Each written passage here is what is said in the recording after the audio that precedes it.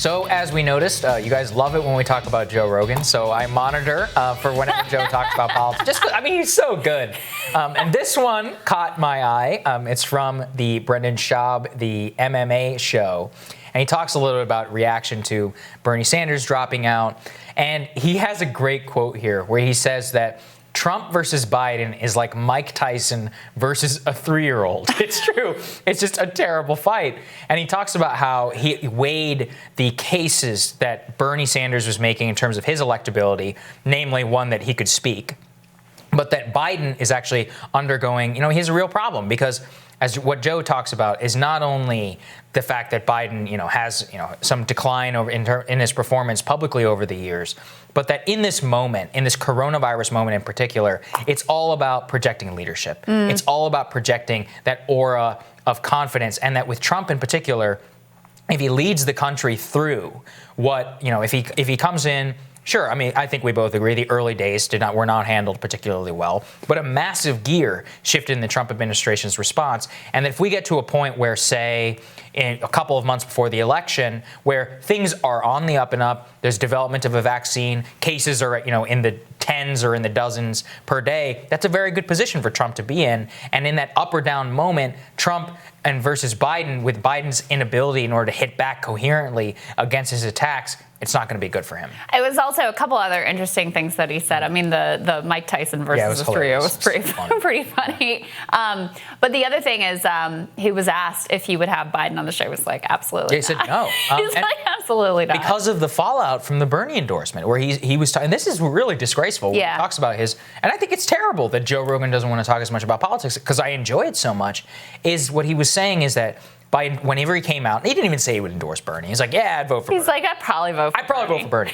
And that, he was like, man, they took stuff that I said on my podcast when he was like, when I was inebriated or whenever I was on stage, and turned my jokes into, trying to turn me into some kind of a transphobe, homophobe, and a racist, which couldn't be farther from the truth. And that level of engagement scarred him from wanting to enter the political process. Which I totally understand. And it's a heavy thing when he has as large of an audience as he does, and as many people listen to him and respect him as they do.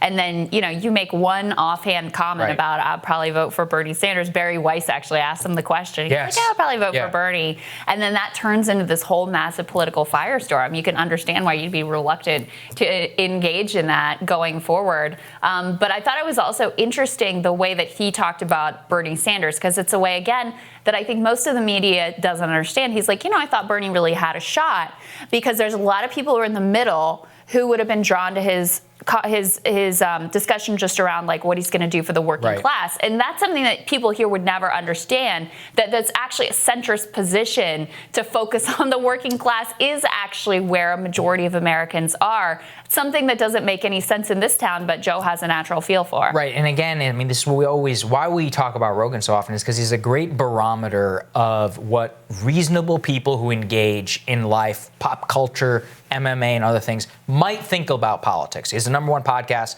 in the world. And you look at who aren't just like hardcore partisans that are going to filter everything through an MSNBC or a Fox News lens. They don't have real stakes in the game. They're just like, I think Biden looks like a weak guy and he won't be able to take on Trump. And that what we can say is we can extrapolate that position and the success and, all of the outpouring of support that he gets online for espousing that position into there's a lot of people out there who believe the same thing. It's one of those nascent feelings, which again, the media will never talk about this. They will write no stories about Biden's decline. All they will write is saying that the Trump campaign and whomever are stoking conspiracy theories about Biden's health, even though they spent 4 years talking about Trump's waistline, diabetes, heart disease. I was in that medical press conference. Truly is something that I'll never forget in terms of the media and the way that they handled the Trump presidency.